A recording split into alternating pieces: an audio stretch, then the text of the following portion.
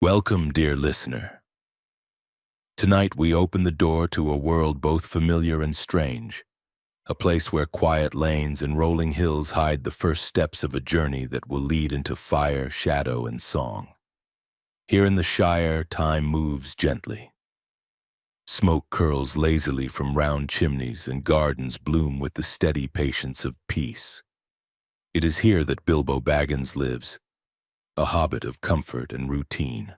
His home, Bag End, is snug and well-ordered with pantries overflowing, shelves stacked with books and armchairs designed for long afternoons. He does not seek adventure, for adventure to him is a word as distant and unwelcome as thunder on a sunny day. But fate rarely knocks politely.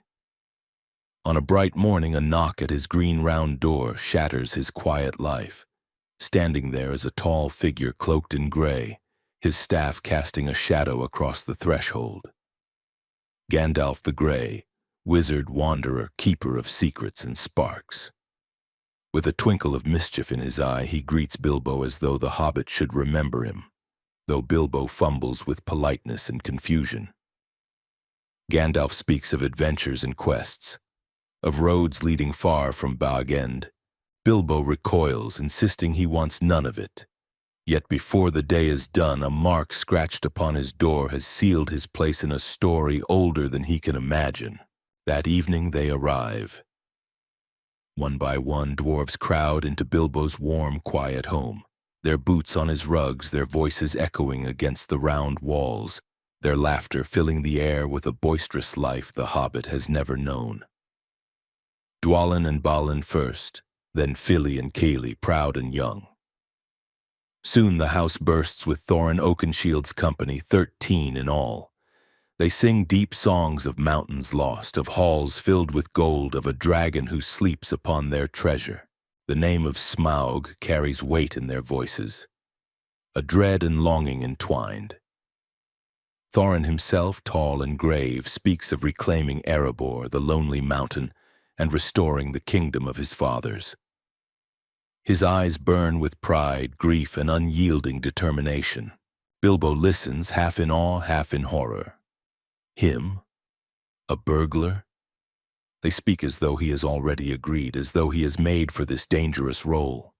He sputters, protests, but the music of their song sinks deep into his heart. There is a beauty in it, a sadness that lingers like smoke from a dying fire. For a moment, Bilbo feels the stir of something buried, a distant call, an unlit ember waiting to flare.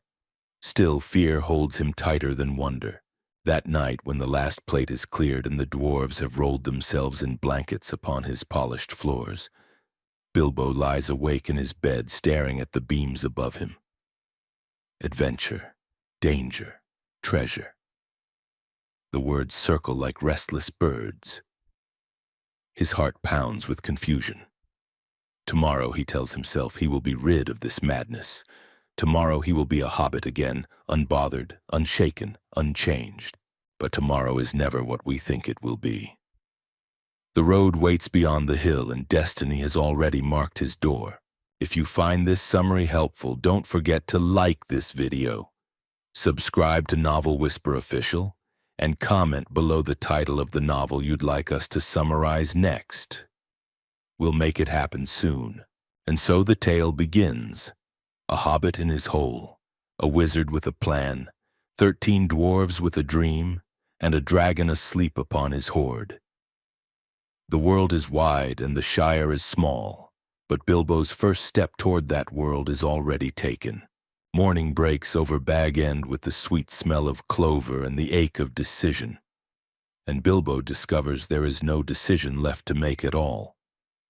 On the mantel, a neatly folded contract and a hastily scrawled note. They have gone on ahead. Gandalf's rune still marks the green door like a promise and a dare. He dithers for one heartbeat too long, then bolts. No hat, no walking stick, no handkerchief.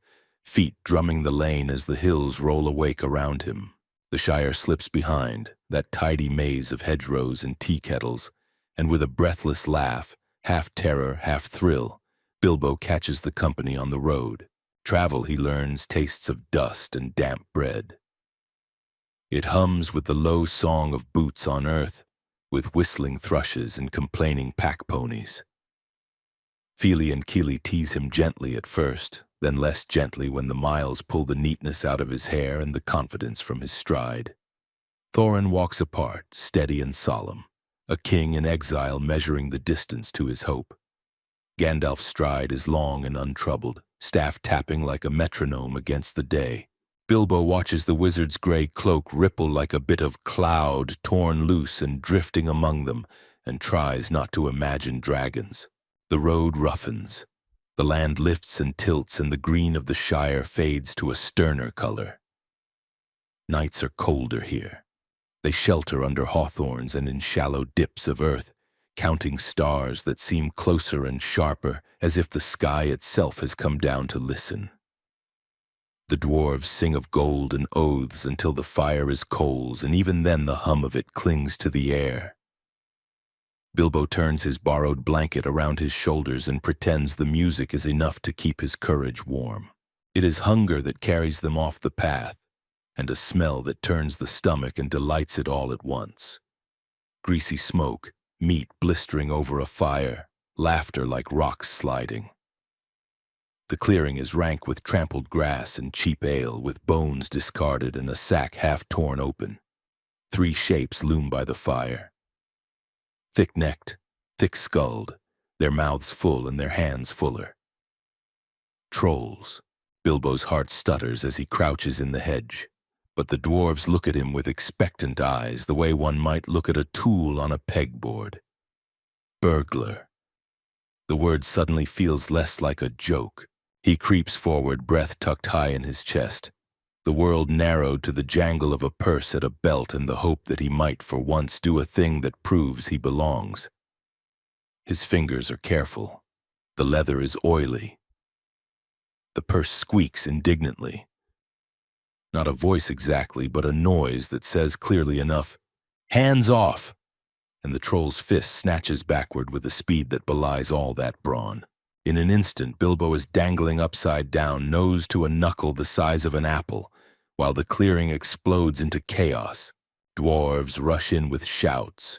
Trolls scoop them like children's toys. Thorin lasts longer than most, blade flashing, eyes hard, but even he is battered down and pinned to the ground beneath a heel. The trolls argue about recipes and seasonings as if the captured were nothing more than groceries. One says stew, one says roast, one says a bit of pepper, and they'll go down a treat. And the argument turns hotter than the fire itself. Bilbo, forgotten in the fray, scrabbles and gasps, mind racing, shame burning at the failure of a plan that was barely a plan at all. The wizard's voice arrives like a stone dropped into a pond. Quiet at first, then rippling through everything. It comes from the darkness, yet somehow also from one troll's mouth, then another's, and soon their squabble complicates into confusion. "You're right," says a troll's own voice in an unfamiliar tone. "You're a ninny hammer who can't cook mutton without turning it to leather." "I never said that," he protests to himself, and then they are at each other again, thick heads swiveling, fists shaking, firelight clinging to knotted knuckles. Gandalf's ventriloquism dances among them, and their quarrel stretches, spins, stalls. Time becomes a thread pulled long. Dawn is a slow breath in the trees. Pale light teases the edges of leaves and creeps across the clearing floor. The trolls notice too late. Their anger has kept them talking past the one boundary even trolls should respect. The dark. Sunlight lays a gentle finger on a shoulder, and in a heartbeat stone remembers itself. Skin becomes granite, eyebrows ridges, mouths fossilized mid-snarl. They freeze as they are, 3 gigantic scolds captured by the morning. Birds settle on stony ears and wonder whether there had ever been danger at all. The dwarves drag themselves free, blinking and bruised, and for the moment even Thorin allows himself a breath of gratitude. Gandalf steps into the clearing like he had been there all along, and perhaps he had in the careful way of wizards. and claps Bilbo's shoulder with an understanding that blots out the worst of the hobbit's embarrassment. "Courage is not neat," says his look, "and not all victories are loud. Behind a thorn bush, a hidden door yields to their searching hands. Trolls are untidy hoarders. They keep the wrong things and misuse the right ones. In the dim cave, the air smells of mold and metal. There are coins and sacks that whisper as they're lifted, knives with edges like old grudges, and in a rotting chest, 3 blades wrapped in stained cloth. They are beautiful in a way that quiets the room. Long, lean, their balance singing in the palm. Their workmanship is older than the trolls, older than the road, older than the fear that found them last night." Gandalf takes one sword and tests its weight, and the shadow that always seems to cling to him recedes a fraction. Thorin's eyes flash when his hand closes around the other. The blade sits in his grip like a memory that recognizes him. A smaller weapon remains, not a toy, not a trinket, but a short sword with a leaf-fine point and a practical length. It suits a hobbit's hand. Bilbo turns it, the light in the cave skimming along its edge, and though he doesn't yet know the name it will earn, the blade looks back at him like an answer he will slowly grow into. They fill their packs with what they can carry and with what they can stomach to keep. A little food, a little coin, 2 long swords, and one that will one day be called Sting. When they come back into the daylight, the stone trolls stand in a circle like cautionary saints. The clearing feels smaller in the sun, the road feels larger. From there, the land softens briefly, and water sounds become more frequent companions. Hills fold back to let a valley through, and at its heart a house appears that is less a building than a hush. The last homely house where windows catch the evening like cupped hands, and song pours as naturally as stream water. In Elrond's hall, the dwarves are guests rather than beggars, and Bilbo wanders rooms that smell of pine and candle wax, of freshly baked bread and old vellum. Relief washes through him. He had been so busy being afraid that he had forgotten journeys could be beautiful too. Maps unfurl under starlight and lamplight. Gandalf spreads the parchment taken from Thorin's keeping. The lonely mountain is sketched upon it as if the ink remembers wind.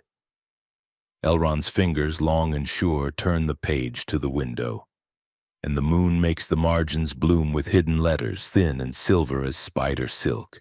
Secret words appear that only the right knight can coax into honesty. There is a door where none shows, a keyhole hungry for a key that Thorin wears on a chain against his heart. The instructions are patient and particular. A certain day, a certain hour, a certain beam of light like a promise kept only once. The room hums with attention. For a moment the company can see through the skin of the future to the hinge upon which it might turn. Bilbo watches Thorin's jaw set, watches Gandalf's eyes narrow with the relief of confirmation, watches his own hands which no longer tremble at every sound. He still wants warmth and tea and safety. He always will. But a piece of him has learned the taste of risk, and it is not wholly bitter. They rest, and the songs that evening are gentler things, not of hordes and battles only, but of rivers and stars and travelers who find what they didn't know they were seeking. In the morning they will climb toward the misty mountains where storms have teeth and stone throws its own thunder. For tonight the lamps are steady, the bread is warm, and the road beyond the window breathes quietly waiting. They leave the soft lamps of the last homely house with bellies warm and hearts steadied, and the world lifts into stone. The path thins as it climbs, losing itself among slabs tilted like broken teeth. Cloud shadows run across the slopes and the air turns thin and metallic, a taste that makes every breath feel borrowed. The misty mountains are not hostile so much as indifferent, but that indifference is cold.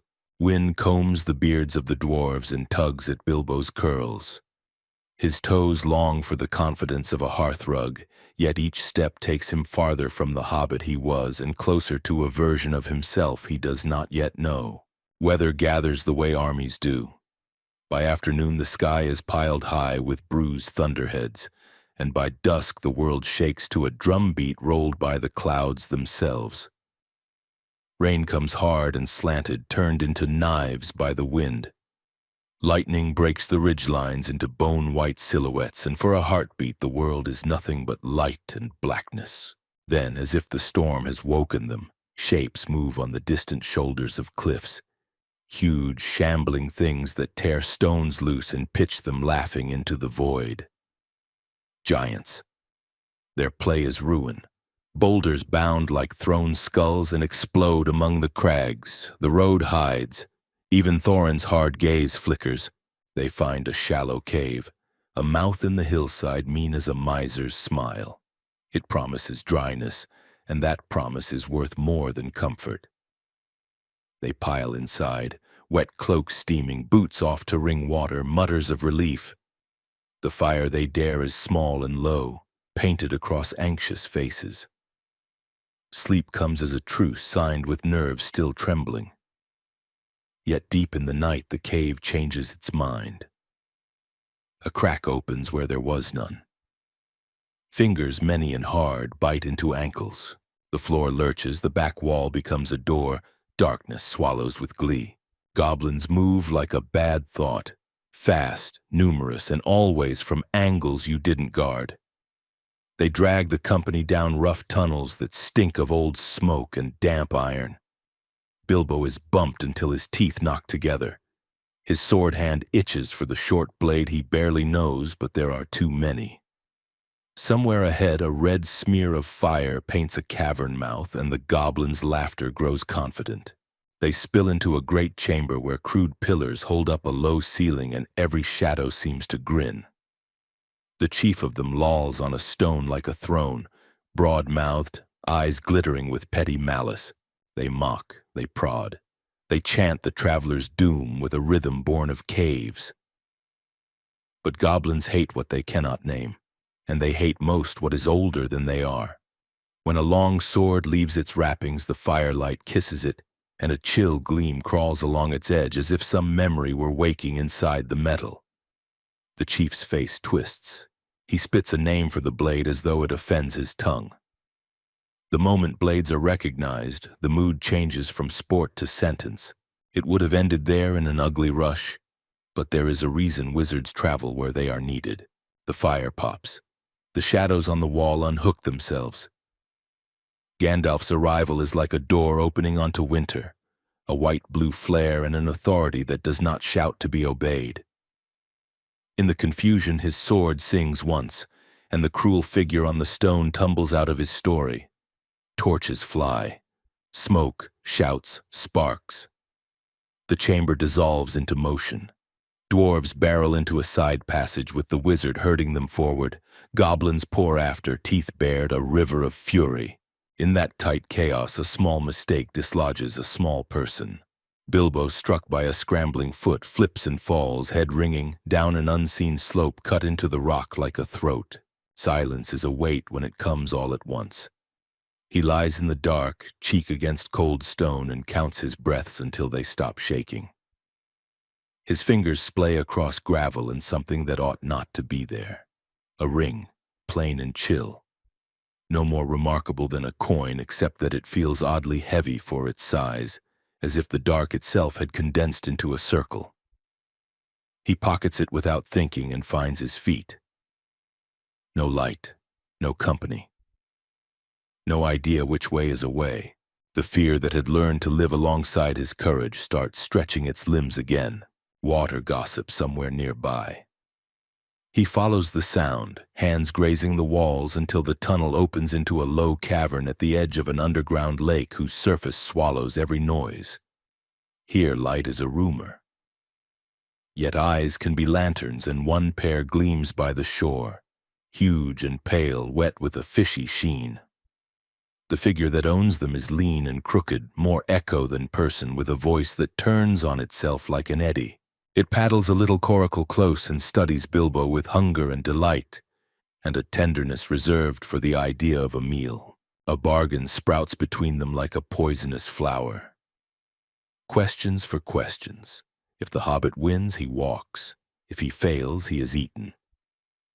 It is a game older than both of them, to wrap truth in cleverness and unwrap another's cleverness to find the truth. They trade puzzles about things that pound mountains into sand without hands, about creatures that devour their prey without teeth and leave bones behind without bones. Bilbo's mind, so lately numb with terror, sparks to life. He finds a rhythm. Pride glints in the other's eyes when an answer is clever, then dims with frustration when the answer is correct. But cleverness fails when the heart thunders too hard. Cornered by a final question that will not come, Bilbo's hand closes around what the dark gave him, and the words that fall from his mouth are not a riddle at all, but an accident. A private, pocketed thought. The creature tilts its head, protests, hisses, wants rules to be rules. Yet it is bound by its own dare. It rows back to fetch the one thing that always makes answers easy for it. A little gold circle it wears like a secret. Only the secret is gone. The change is instant and terrible. Those pale eyes widen, and in them the cavern shrinks to a single point. Loss. A keening mutter fills the space, and the name it gives its treasure is less a word than a caress. It suspects the hobbit. It blames the dark. It blames the world. Rage and grief spiral together until they make purpose. It will not show the way out. It will make an end of the thief instead. It scuttles toward the back passages, not knowing that the very thought it is thinking tells Bilbo what he needs most. That there is a back passage, that it leads to air and sky. He follows softly, every step a prayer to his own ankles. When the creature pauses listening, Bilbo stills and holds his breath until his ribs hurt. When it darts forward, he paces it at a distance measured in heartbeats. At a narrow pinch in the tunnel, they meet. Its rage ripens into murder, its hand flexes, its knife's edge whispers. Bilbo is small and he is tired, and fear crawls like ice water down his back. But he is also quick. His fingers slide the ring onto his hand because intuition sometimes works faster than thought. The world thins. His own skin remains. His sound remains to his own ears. But to the eyes that search for him, he is gone. What comes next could be kill or mercy. He has a chance, a clean stroke, an end to a wretched life that would clear his path. He lifts his blade and sees for a flash not a monster but a creature curled around a memory of love so fierce it rots, a prisoner of hunger and habit. The sword dips. Mercy is not a strategy. It is a decision about the person you want to be when the dark is watching. Bilbo slips by, not with triumph but with pity, and lets the knife he does not swing define him more than the blows he has landed. The crack to daylight is a seam of cold breath in the stone. Goblins crowd it, noses lifted, sniffing for the thief they cannot see. He moves like a shadow taught to be careful by hunger and hope, squeezes through a gap when snarls turn to shoving, and feels night air hit his face like a revelation. Stars are a raw glitter above pine-black ridges. He is alone, but not lost. Somewhere out there, dwarves are running, a wizard is counting, and the road is learning his name. Night holds the slopes like a clenched fist when Bilbo stumbles out beneath the trees, lungs burning with cold and effort. He calls softly, and the forest answers with nothing but needles whispering. Then, far off, a bark of a voice, a flash of staff light between trunks. The company is there, mud-streaked, panting, counting one another with the desperation of those who nearly learned the cost of counting wrong. For a breath they look at Bilbo as if he were a ghost, a small figure come back from under the mountain. Surprise gives way to relief, and relief to a rough cheer that startles an owl into flight. Thorin's face changes last. Some guarded part of him loosens, though pride is a slow hinge. They trade the fragments of what happened as people do after a storm. Gandalf says little, only that the mountain has been reminded that not everything in it belongs to goblins. Bilbo offers a version of his tale that is true in its shape and modest about its miracles. He fell. He found a path. He slipped by sentries who never saw him. He does not speak of the cold ring sleeping in his pocket, not out of greed, but because it still feels like a secret that belongs to the dark and to the choice he made within it. They do not linger. The misty mountains seem to grow ears. Somewhere behind, a hooting horn calls stone to stone, and the reply crawls up the gullies. The company moves, guided more by urgency than path. Branches rake, roots catch, and the moon is a torn coin above the trees. At first, the noises are only the ordinary gossip of night, the scrape of a fox, the soft step of a deer, but soon another sound threads through, a deeper thing with hunger in it. Wolves. Their speech is a kind of laughter that never warms. The clearing they find is a stingy patch of starlight. The trees around it are tall firs, their lower branches bare as bones. The first wolf slips into the open like smoke given legs. Another joins it, and another, until the dark itself seems to have eyes. These are not ordinary wolves, but the big gray hunters that keep bad company. Their mouths glisten, and on the wind rides a smell that is not merely animal. Goblin sweat, iron, old leather. The pack circles. The dwarves draw steel with a sing-song of edges.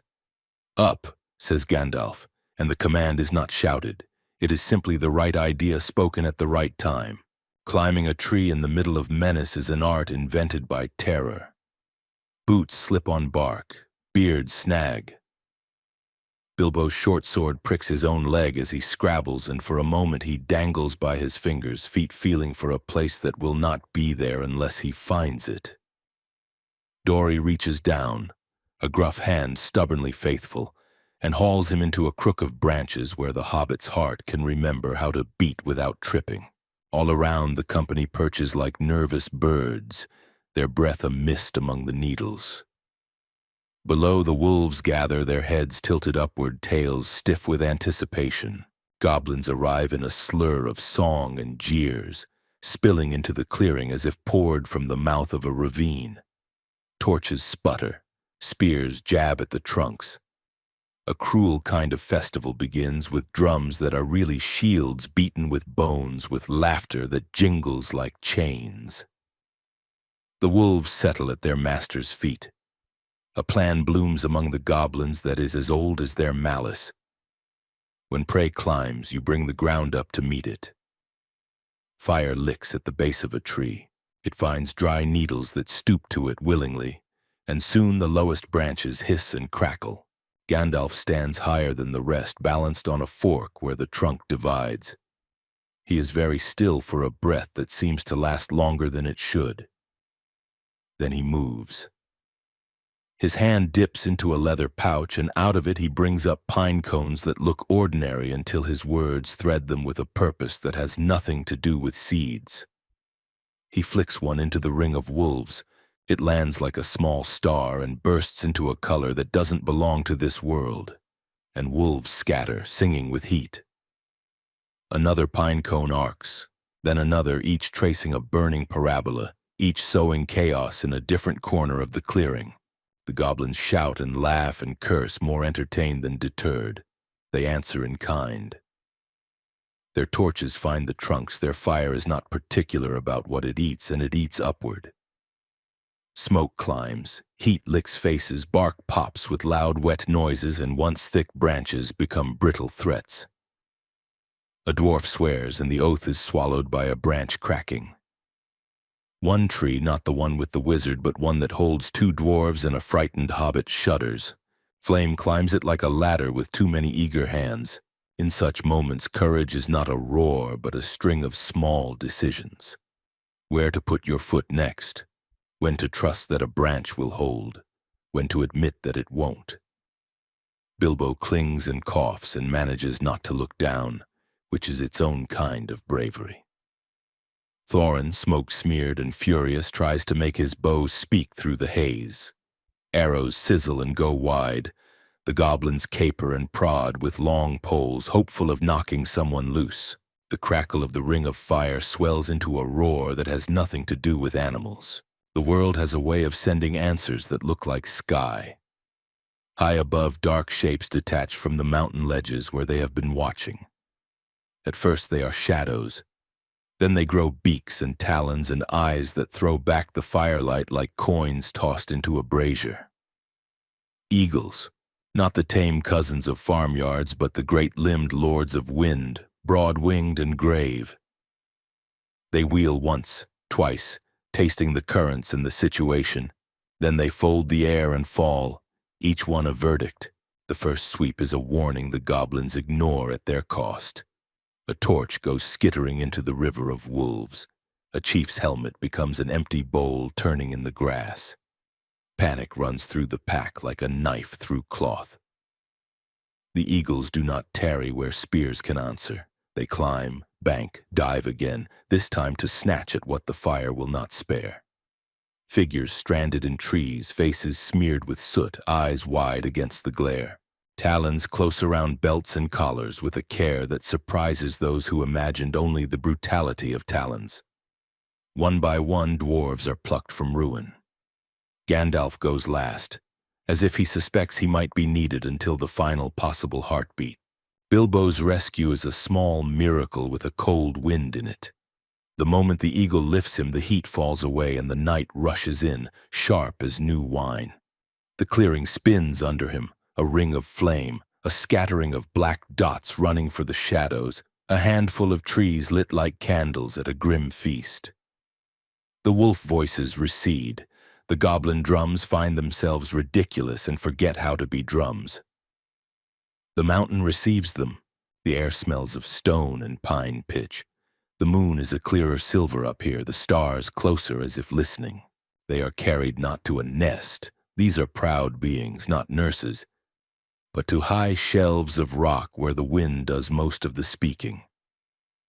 The eagles settle the company in a cluster, set them down with a brusque dignity, and regard them with eyes old and uninterested in flattery. Gandalf walks to the largest among them and speaks low. There is a tilt of the great head, a small gesture that might be the winged equivalent of a nod. They are granted not warmth exactly, but a reprieve. Dawn chisels the horizon with pale tools. It shows them a tall, freestanding rock rising out of the river like an upthrust knuckle.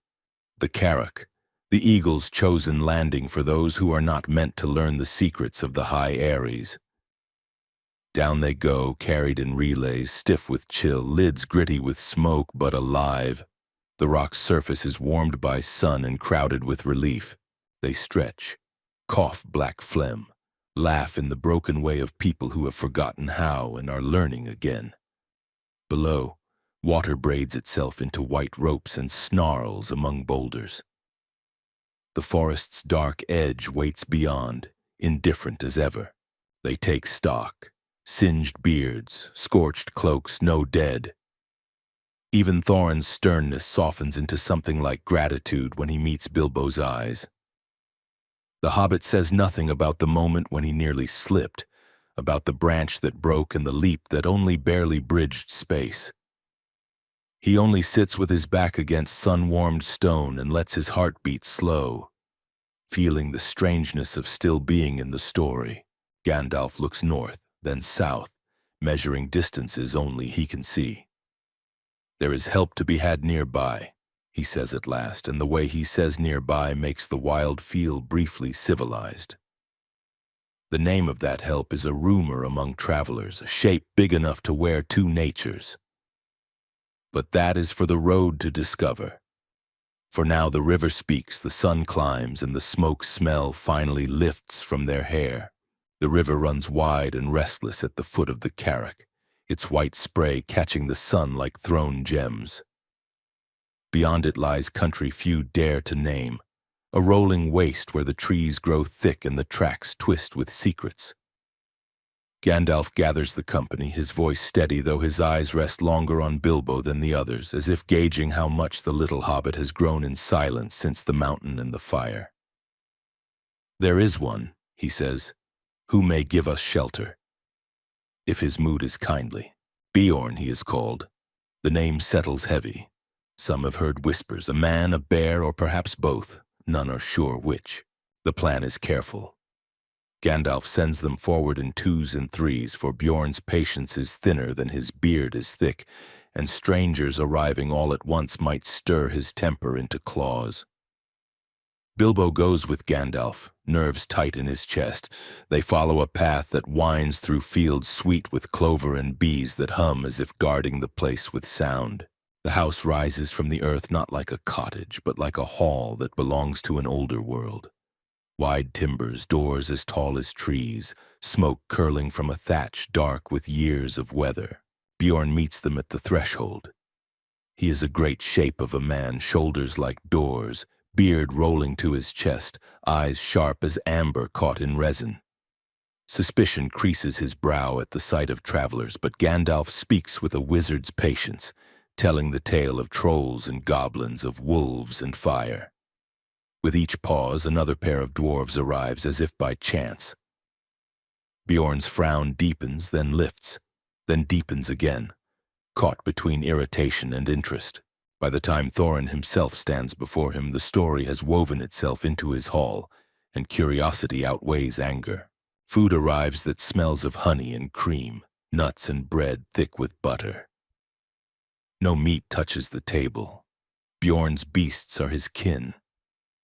Great horses graze near the door. Hounds sit at the hearth with eyes full of understanding, tails brushing the floor in quiet rhythm.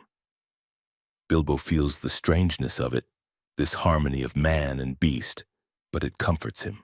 For the first time since Bag End, he feels a roof above his head that belongs not to borrowed kindness, but to a natural order, as if they were meant to stop here all along. That night, Bjorn speaks of darker things. He tells of Mirkwood, the forest that lies ahead, a place where the air itself tangles, thick with enchantment and rot. Paths vanish, light dies under branches that knot together like clenched fists. Spiders prowl there as large as wolves, and the very water is poison to memory. He warns them. Do not stray from the path. Do not drink.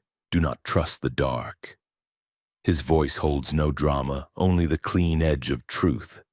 And that truth makes sleep uneasy, but in the morning his mood is kinder. Perhaps he respects their courage, or perhaps the night has softened him. But he outfits them with ponies strong and sure-footed, with skins filled with water, with food that will not spoil quickly.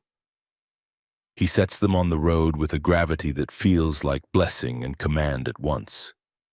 Stay on the path, he repeats, and his eyes linger on Bilbo as if he knows that the smallest of them may one day carry the heaviest weight. The journey east changes its music. The air grows damp, the sky less open. Hills flatten into lowlands where the soil is rich but restless, and the edges of Mirkwood loom like a wall too tall to climb. The trees at its border stand shoulder to shoulder, their crowns locking the sky away. Shadows lie thick at their roots. Even the birds grow quiet as if they do not trust their own wings near that edge. The dwarves murmur among themselves, courage leashed by foreboding. They linger at the edge longer than they should, as if delay could stretch safety. Gandalf tells them he will not enter with them, that other matters pull him elsewhere. The announcement falls like a stone into still water. Thorin's face hardens, though he dares not protest too loudly. The others mutter, some in frustration, some in fear. But Gandalf only rests a hand on Bilbo's shoulder and says quietly, "You are braver than you know." Remember that when the dark begins to whisper. The wizard rides away, his gray cloak soon lost among the folds of land, and the company stands alone before the black mouth of the forest. The sun behind them seems suddenly brighter, as if reluctant to let them go. Bilbo feels the weight of his pack, the ring secret in his pocket, and the unexpected ache of Gandalf's absence pressing like a bruise against his ribs. Then, one by one, they step under the branches, and the world of green fields and open skies closes like a book. The forest receives them with silence. The forest receives them like a mouth closing. Daylight becomes a rumor almost at once, sifted into green-brown dust that never reaches the ground. The path is a pale thread, and even it looks tired of being a path, hemmed by boles so thick and close that the trees seem to lean their shoulders together to gossip. Sound changes too. Footsteps grow hollow. Voices do not travel far but turn back smaller as if embarrassed to be heard. Above, branches knit and knot until the sky is a dark felt. The smell is of wet bark, leaf rot, something sweet turning bitter. They walk until walking is simply what the body does when there is nothing else to be done. Thorin keeps the line tight. Even Fili and Kili stop their jokes before they are born. When they halt, it is only to chew a little and listen long. Food weighs more in thought than in the pack now. Every meal is a subtraction. Stay on the path, Bjorn's command echoes until it becomes a rhythm in Bilbo's mind. He wishes it sounded kinder, but perhaps kindness has no business here. When they reach the stream, it looks like a strip of night laid across the forest floor. It moves sluggishly, sticky with reflections that belong to no known sun. A black squirrel darts along the far bank and vanishes like a note swallowed by a wrong instrument. The dwarves mutter. The water's surface is broken by an old boat half hidden beneath trailing boughs on the far side, light enough to pull perhaps if one were patient and luck had not rotted like everything else under these trees. Fili's rope whistles. A hook catches. The boat grudges the distance, bumping the nearer bank as if resentful of work and company. They cross in ones and twos, the boat sulking with each load. Bilbo is last, the ring pressing cool against his thigh like a thought he refuses to think. Dory steadies the craft with a boot against the mud. Then a white shape moves like a piece of moonlight cut free. A stag, antlers candelabras of bone vaulting the stream with impossible grace. Boughs snap up across the bank. Thorin's arrow leaps. It strikes with a hollow thud, and the stag stumbles, staggers, vanishes into bracken like a prayer that will not be answered. The boat rocks as the splash of its landing rolls back, and Bomber, startled, flails and tumbles with a cry. He hits the black water and stops crying at once, as if the stream has put a finger to his lips. They fish him out gasping and large and very, very asleep. His face is peaceful in a way that feels like mockery. The dwarves shout his name. Gandalf's absence is a hollowness that swallows their panic and gives nothing back.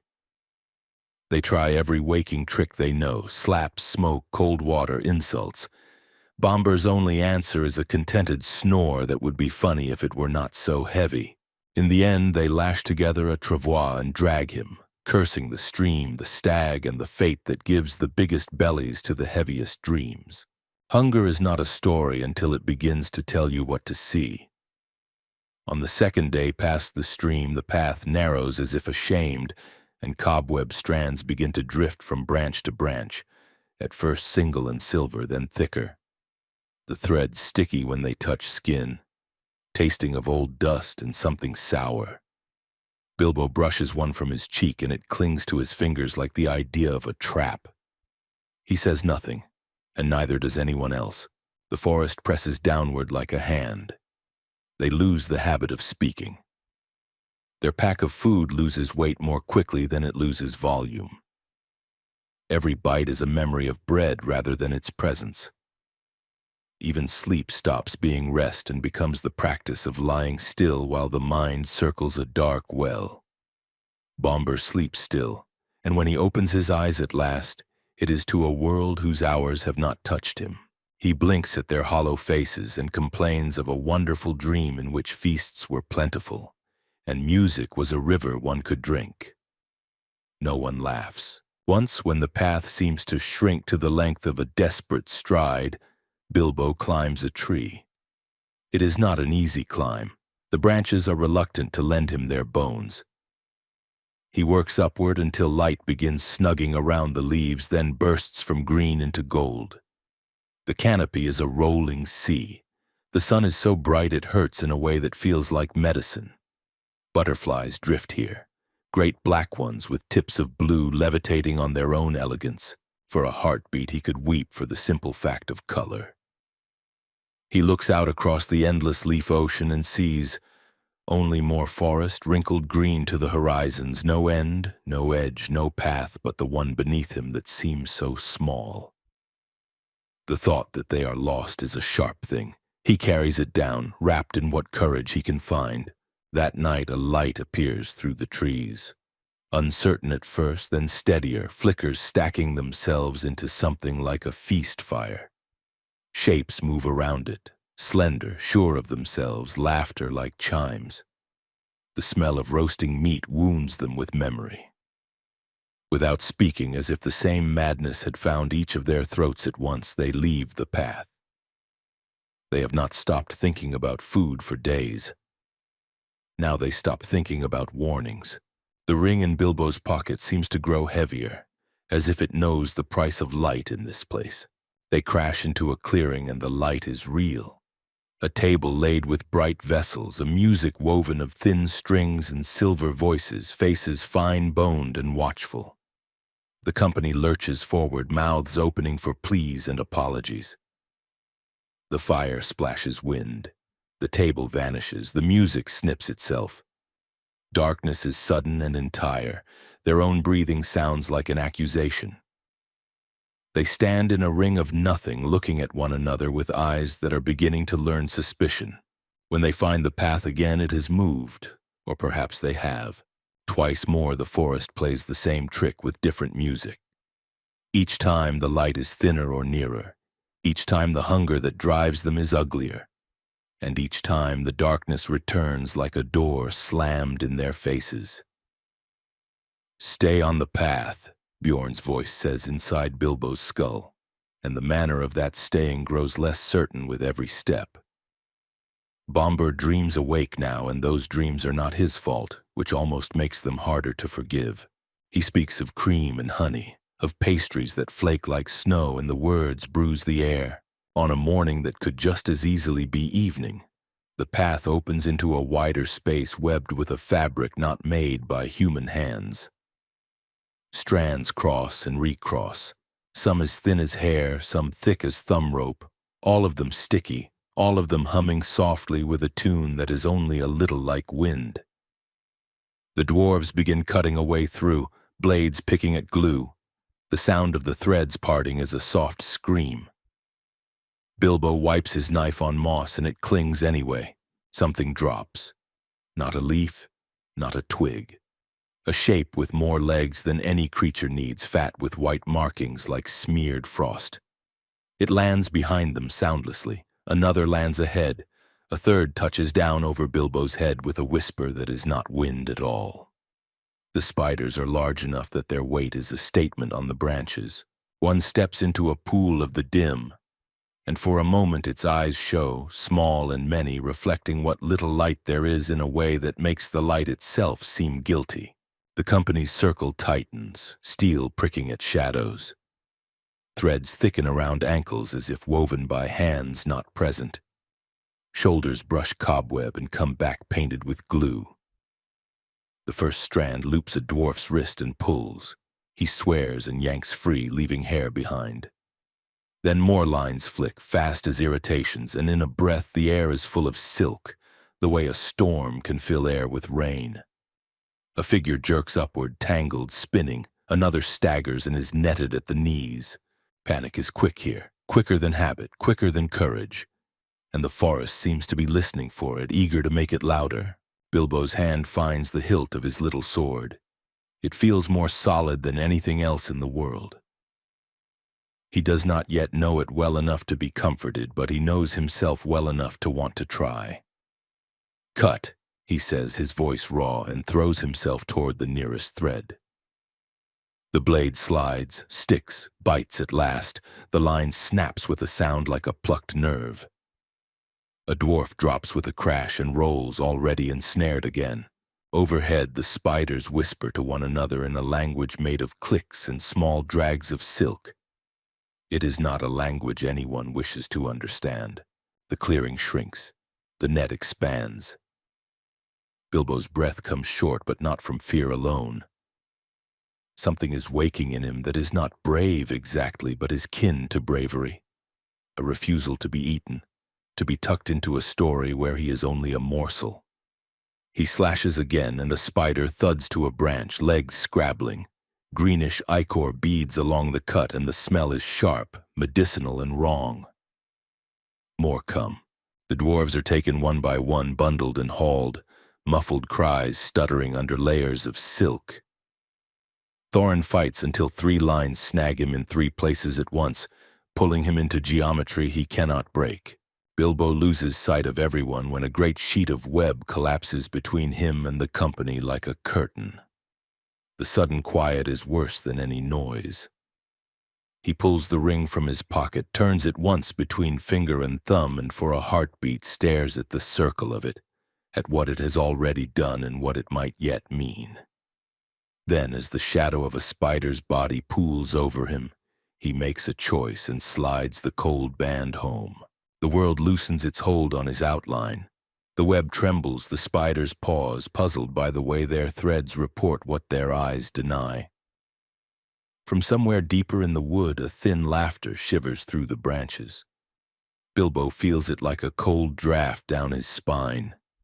He tightens his grip on the sword and steps forward into a darkness that is not empty, ready to learn what his courage can do when no one is looking, when no one is looking, when no one is looking, when no one is looking, when no one is looking, when no one is looking. Invisible, Bilbo moves like a held breath.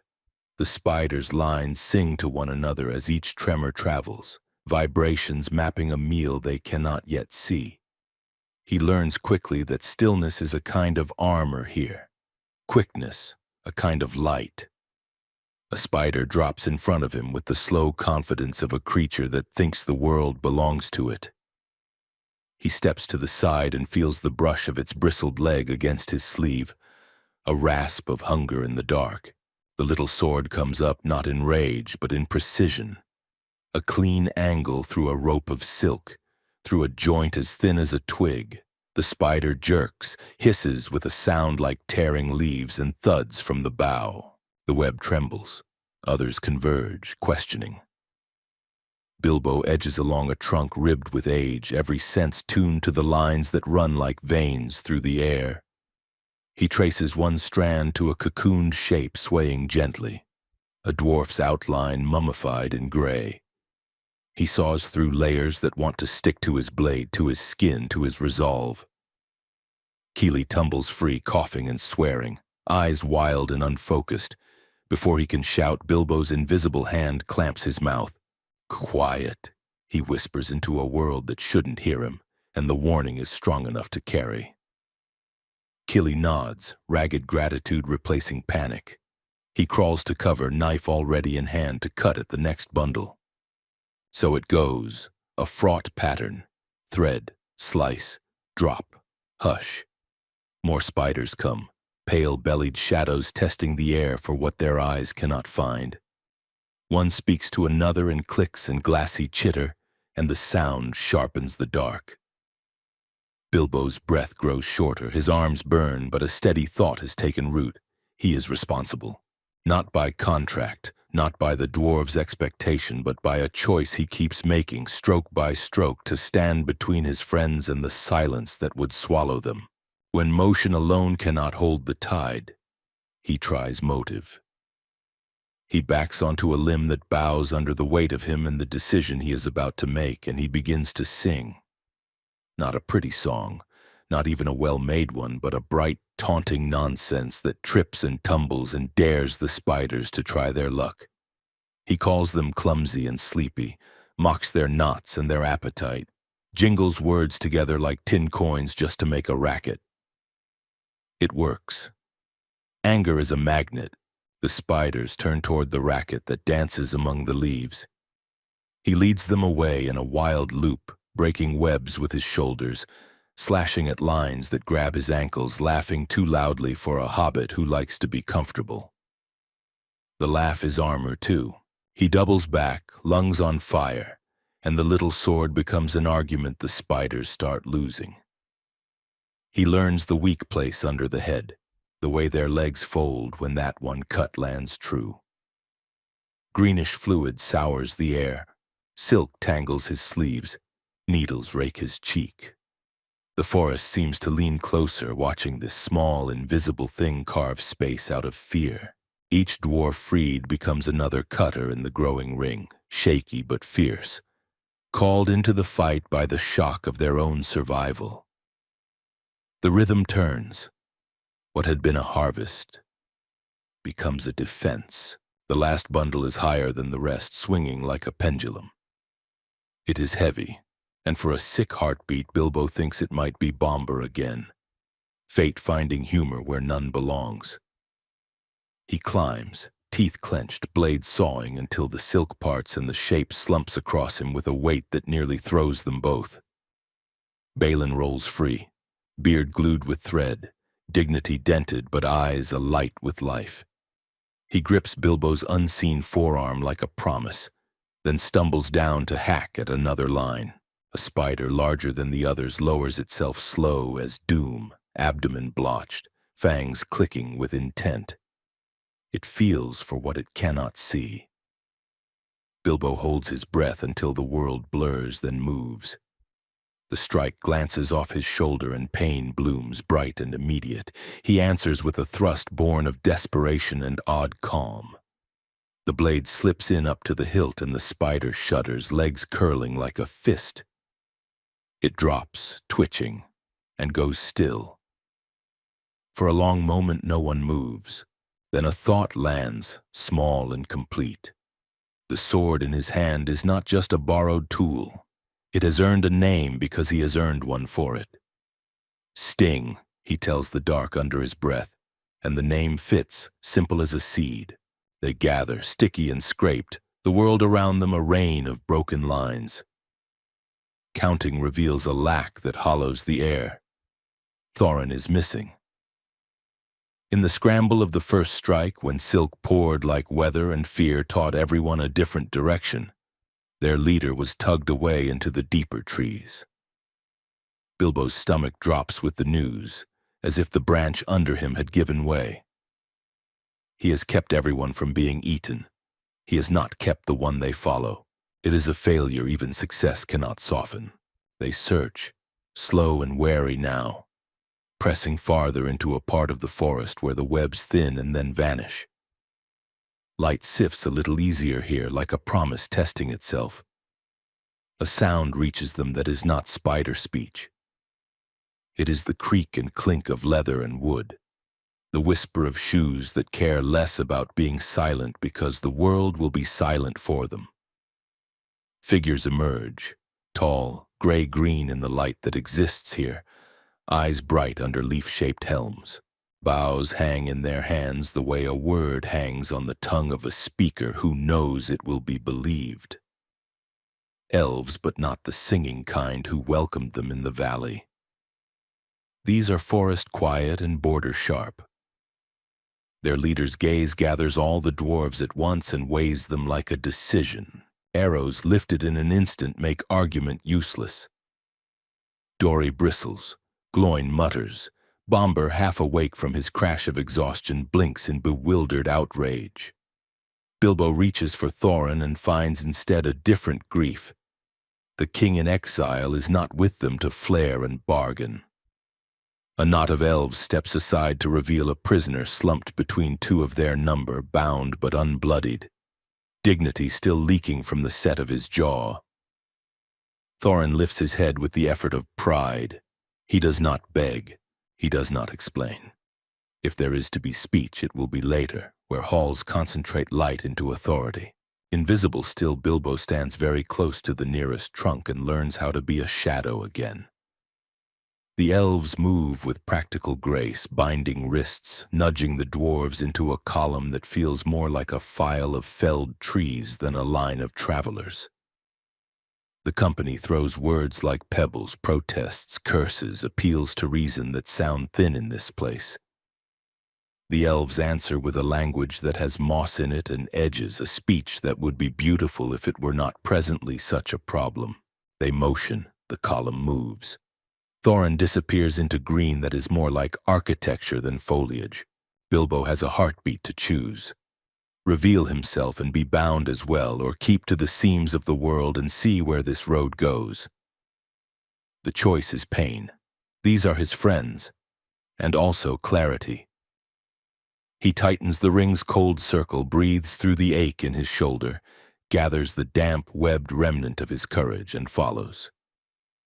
He is small, he is silent, and he is suddenly their only scout, a burglar at last, not of jewels but of chances. They travel a path that is not the dwarves' path, this one maintained by hands, cleared by practice, guarded by eyes that live here. The forest changes subtly with every 100 paces. The smell of rot lifts. The green grows cleaner.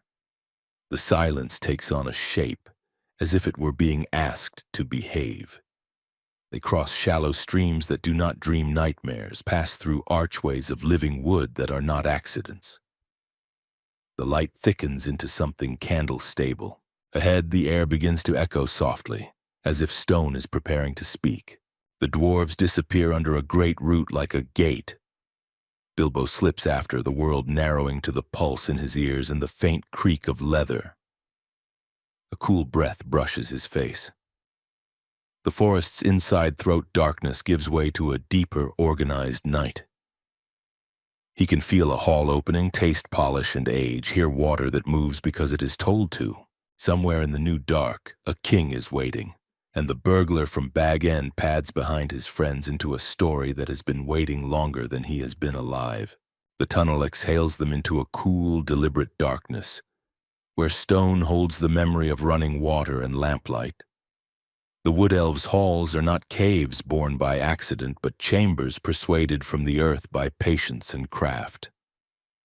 Pillars rise like living trunks. Beams curve with the grain still singing in them. The air smells lightly of pine resin and river damp. Footsteps here choose their words. Torches burn with a steady, almost courteous flame that casts no smoke and little shadow. The dwarves are separated with crisp efficiency, each led to a door banded in green-black iron, each door swallowing a protest and giving back only silence. Thorin goes alone, chin high, as if the chain at his wrists were a misunderstanding to be corrected later.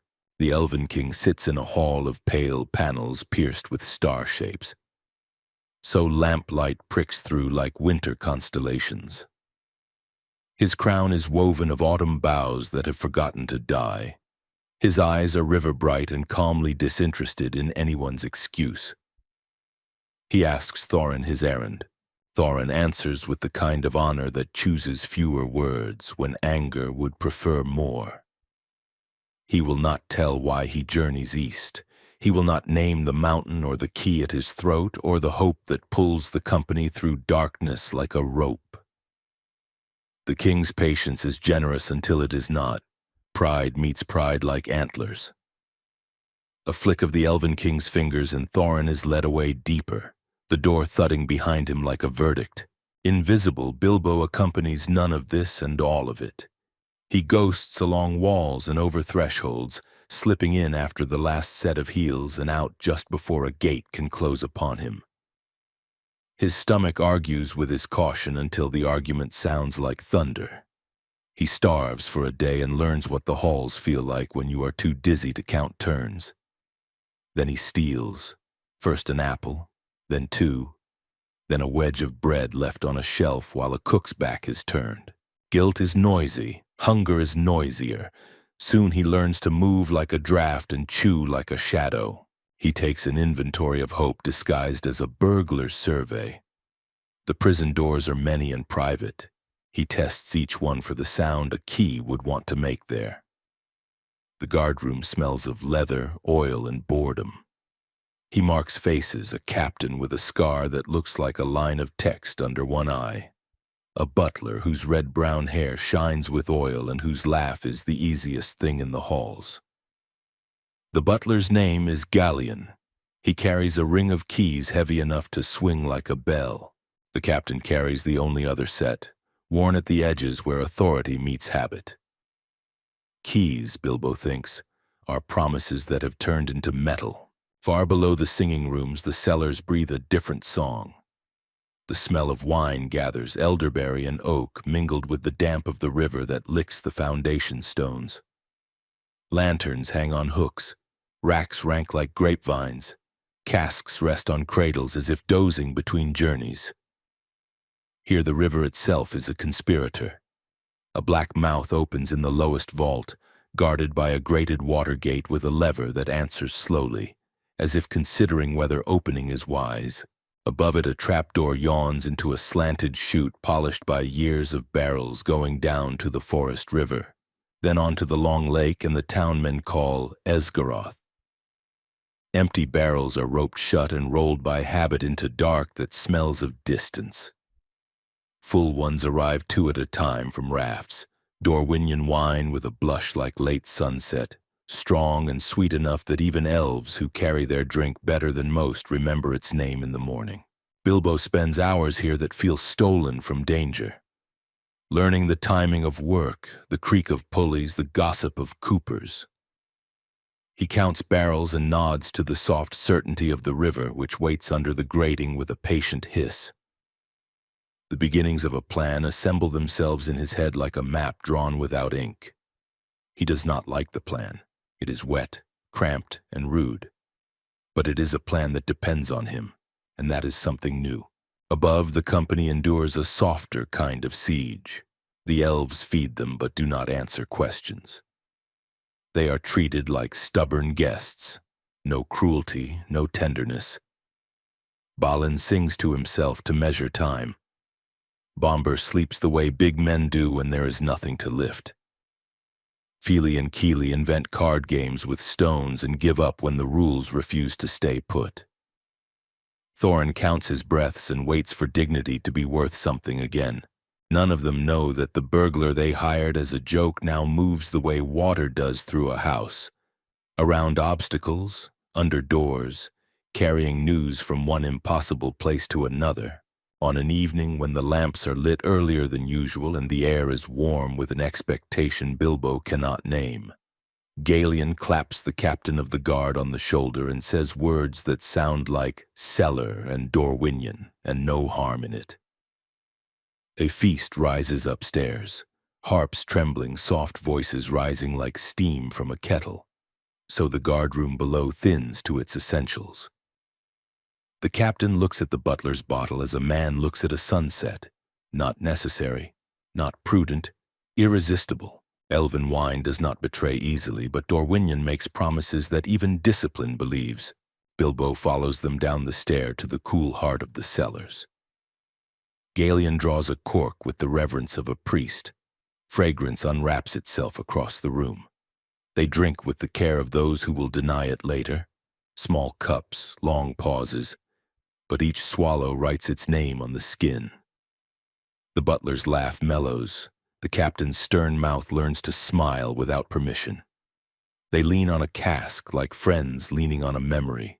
The key ring on the captain's belt droops. Galion sets his own on a peg because the leather chafes when you are comfortable. Talk loosens. Songs make fools of them both gently. Bilbo's heart climbs into his throat and stays there, beating against teeth. He waits the length of 2 verses, which is both too long and exactly long enough, then steps toward the peg. The ring of keys is heavier than he imagined. You could tie a boat with the weight of it. He lifts it a fraction, freezes at the soft ring of metal on metal, then breathes and slides the bunch fully into his hand. He takes the captain's ring too because caution is a friend he refuses to leave behind. The butler sighs a word that might be a woman's name or the name of the wine. The captain hums the outline of a march that cannot stand upright anymore. And Bilbo backs away, 1 foot at a time, until the cellar returns to being a room where 2 men are not watching him. He goes first to Thorin.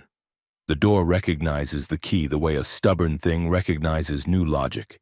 It resists, then yields with a small, injured click. Thorin looks up as the lock turns, and for a moment disbelief is a light in his eyes. Then pride reasserts itself as a mask that lets him feel safe. "Who?" he demands, keeping his voice low because authority knows how to whisper.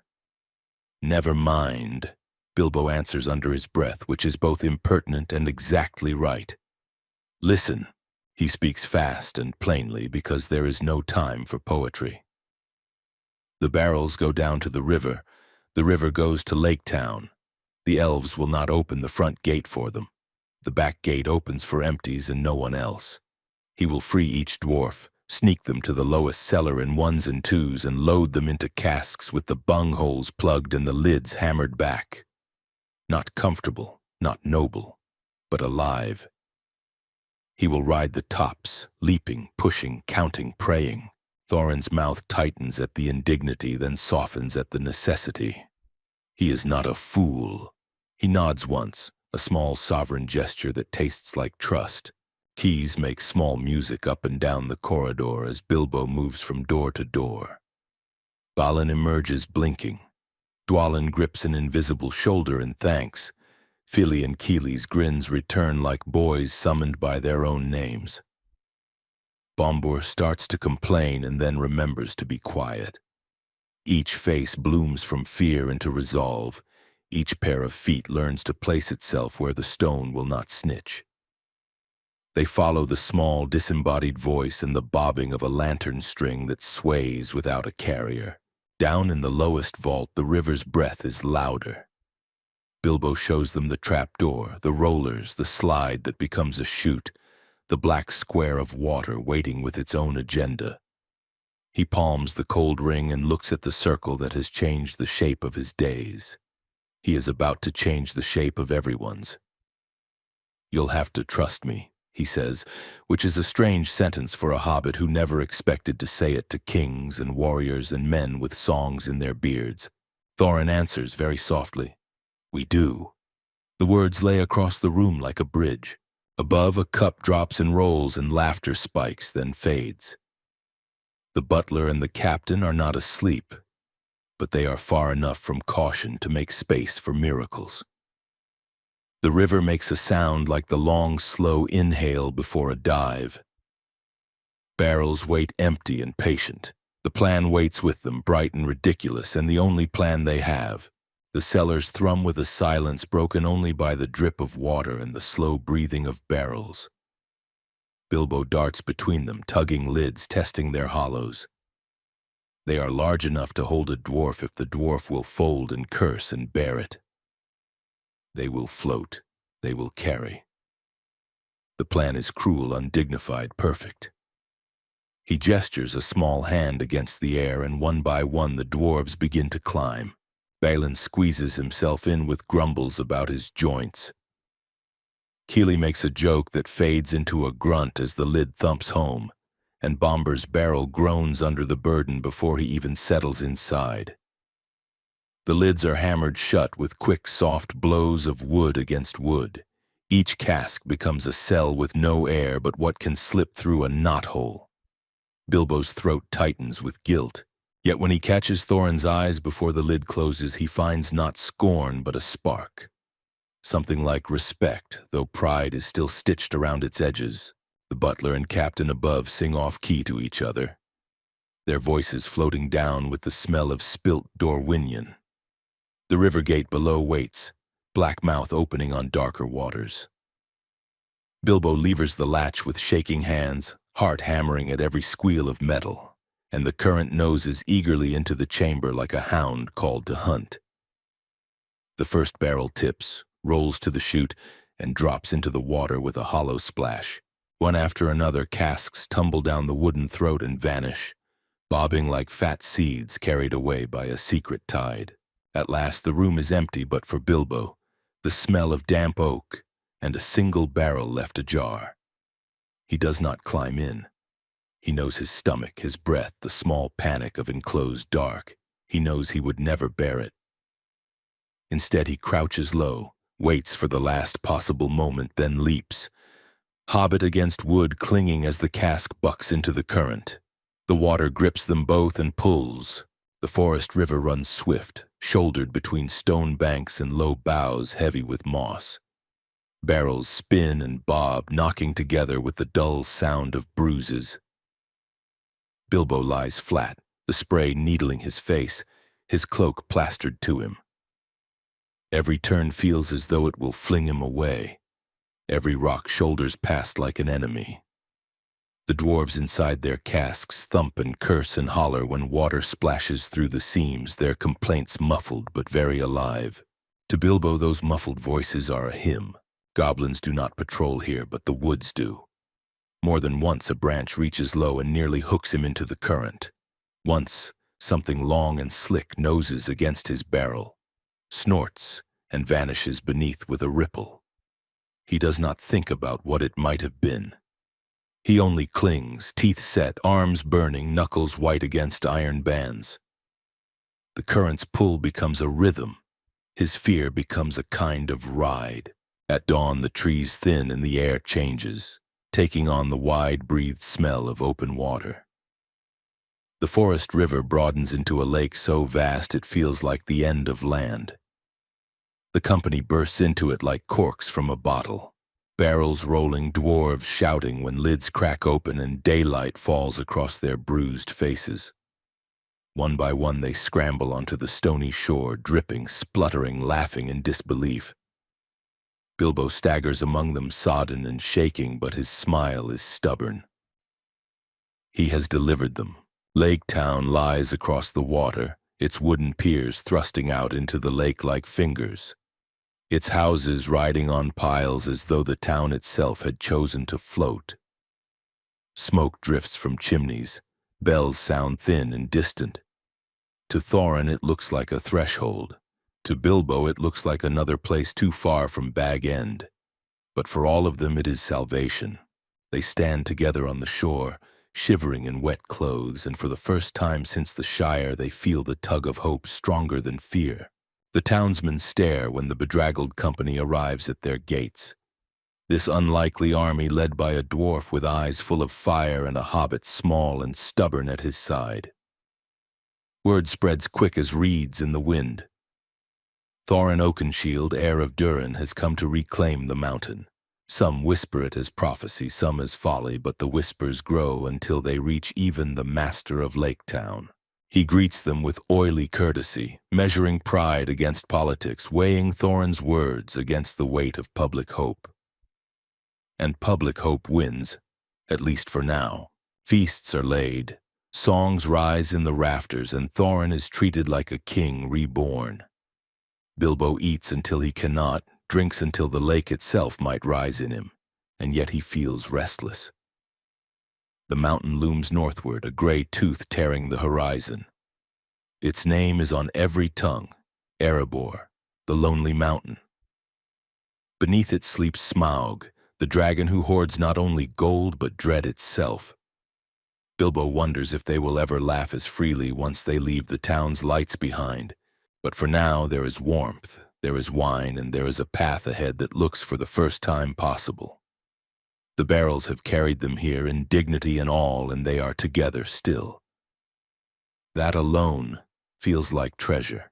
Smaug tears the night open. He bursts from the secret way like a storm given bones and purpose, flame pouring from his mouth in a white-hot cataract that paints the clouds a murderous dawn. The mountain booms with hollow thunder as he batters through vault and chimney, enraged by the thought of thieves in his gold and by the sting of a gaze that found weakness. He beats his wings once, twice, and the desolation answers him with a wind that smells of char and old wrongs. He does not turn toward the hidden door.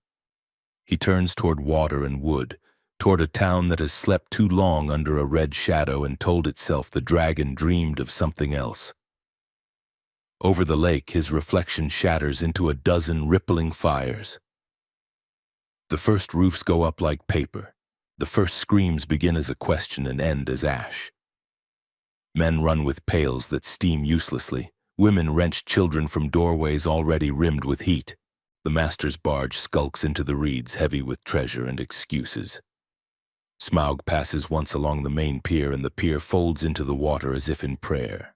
But the lake has a long memory, and in that memory lives a family of archers. On a high, rickety platform that leans over the black water, a man stands braced against the wind and the shriek. His name is Bard. His face is the color of weathered oak. His eyes are winter clear. He calls orders crisply, and the bowmen obey. He draws and looses and draws again until his shoulders ache like pulled rope. Arrows skip from dragon mail as if they were thrown pebbles. Then a sound lands near him. No word exactly, but a meaning.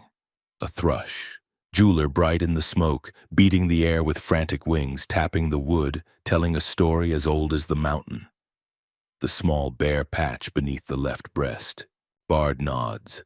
At a bird, at a rumor, at the sliver of fate that has opened its eye. He reaches for the arrow he keeps wrapped at the bottom of his quiver, the one he has never wasted on anything less than certainty. Black arrow, barbed and heavy, iron dark ancestor and promise. He sets it to the string, and the bow groans as if it were a live thing remembering a song. He waits, not for the closest pass, but for the right one. Smaug wheels to come straight along the water, his underside a burning map. A go now, Bard says to the arrow or the town or the part of himself that does not miss. He looses. The shaft hums, knifing through smoke, through heat, through a story that expected to end differently. It strikes where the scales give way and sinks to the feather. The dragon's cry cracks every window left unbroken. Flame breaks, then gutters. Smaug reels, clutching the wound as if surprise could mend it. He falls like a broken tower, and the lake rises to catch him, not merciful, only final. Waves go out in rings that flatten boats and slap the piers from their posts. Silence afterward isn't silence at all, but shock drawing breath. Dawn finds Lake Town a smoking lattice of pilings and grief. Survivors stand on the shore wrapped in wet blankets and each other eyes raw. Bard moves among them, speaking little, doing much. They turn to him because he is steady, because he did not run, because kingship, when it comes, so often looks like responsibility taken without being asked. Beneath the mountain, the dwarves hear the fading of Smaug's fury and do not yet know the shape of their future. Word runs on black wings. Ravens and rumor carry news up the river, and over the ridges the dragon is dead. The mountain lies open like a vault found after a siege. Men hungry and hurt look north to the source of both their sorrow and their salvation. So do elves, whose king has no love for dwarven pride, but plenty for reasonable restitution. An army of green and silver steps lightly from the forest, neat as a thought put in order. Bard leads the wounded and the willing toward the gray tooth on the horizon. Inside Erebor, the horde breathes differently now that its guardian sleeps at the bottom of the lake.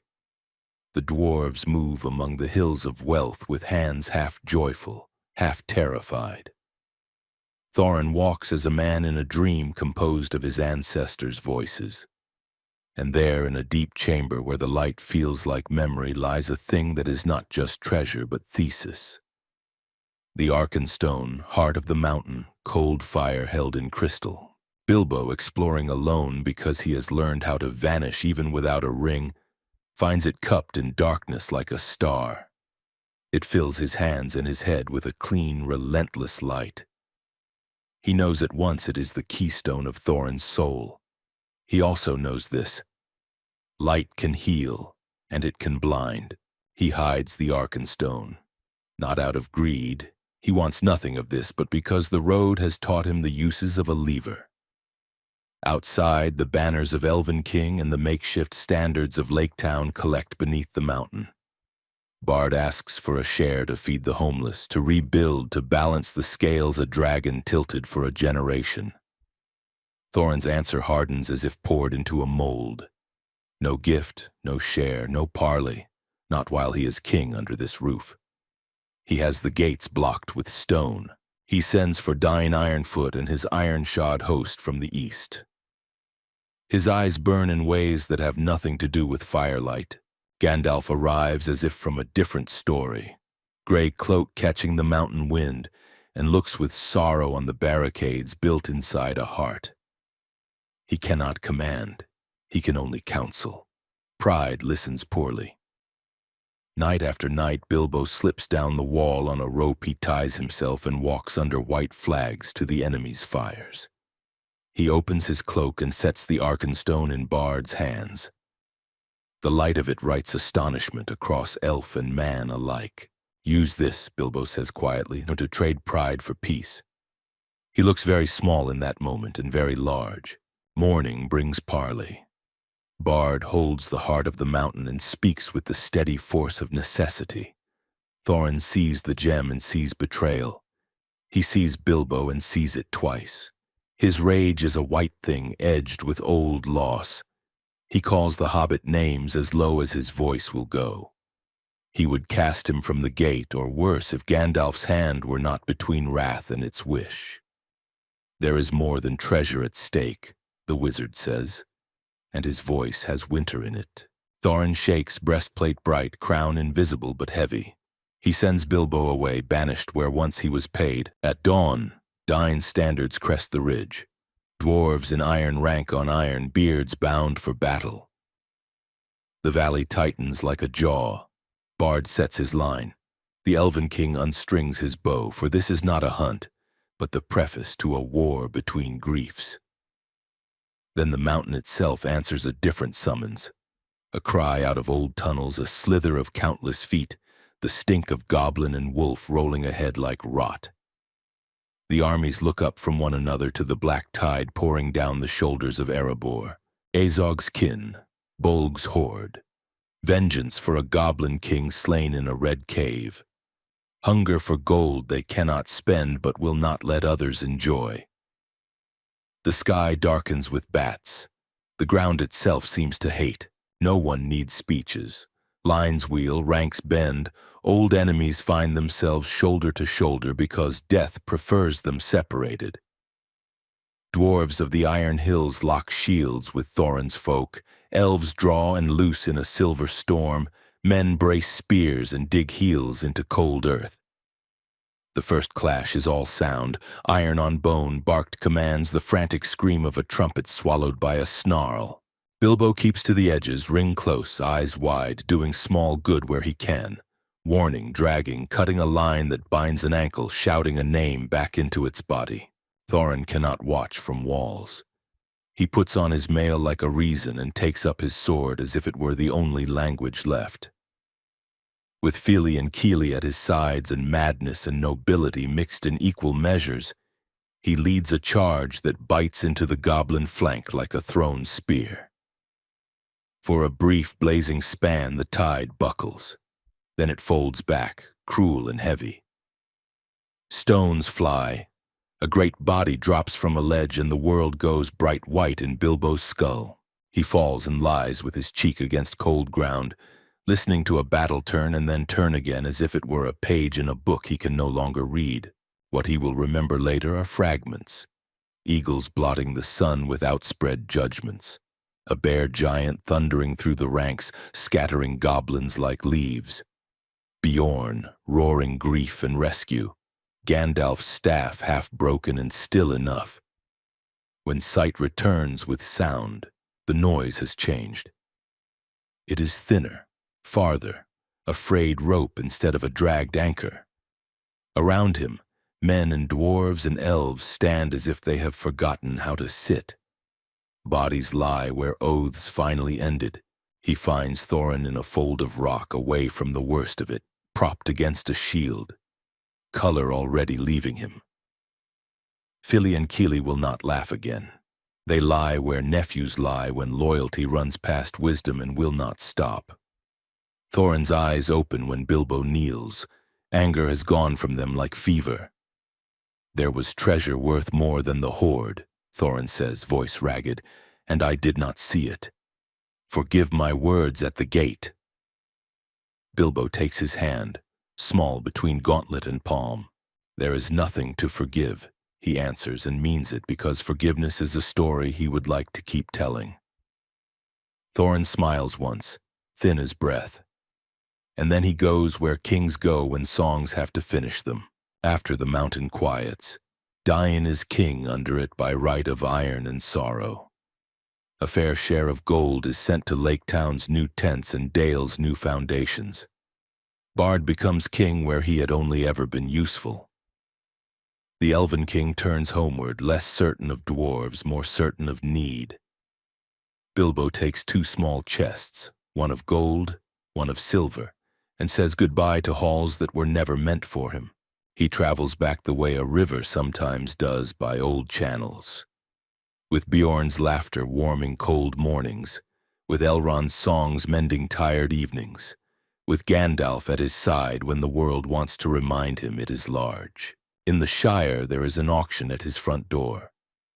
His brass bell is sold, his spoons argued over, his name declared presumed dead on a neat paper nailed to a post. He buys back what he can with money and what he cannot with the smile of a man who has learned which possessions were only ever excuses. Neighbors shake their heads and call him odd, which is one way of saying free. Sometimes, in quiet hours, a knock sounds at Bag End, and the door opens onto a dwarf with news, or a wizard with a pipe, or a map that has learned a new road. They sit by the fire, and Bilbo listens to tales that confirm what he already knows. That Lake Town stands again under a new star, that songs about Bard curl warmly up Dale's chimneys, that ravens still patrol the cold blue above Erebor and find it less lonely now. He has a magic ring he almost never uses, a sword that hangs above the mantel and glints when thunder is thinking about it, and a heart that remembers how it felt to sing nonsense to spiders and to spare a creature in the dark. He is not the hobbit who grumbled at boots on his rug. He is the one who opened his door and in doing so opened a life. The road beyond the hill never ends. It only waits politely until you are ready, until you are ready, until you are ready, until you are ready, until you are ready.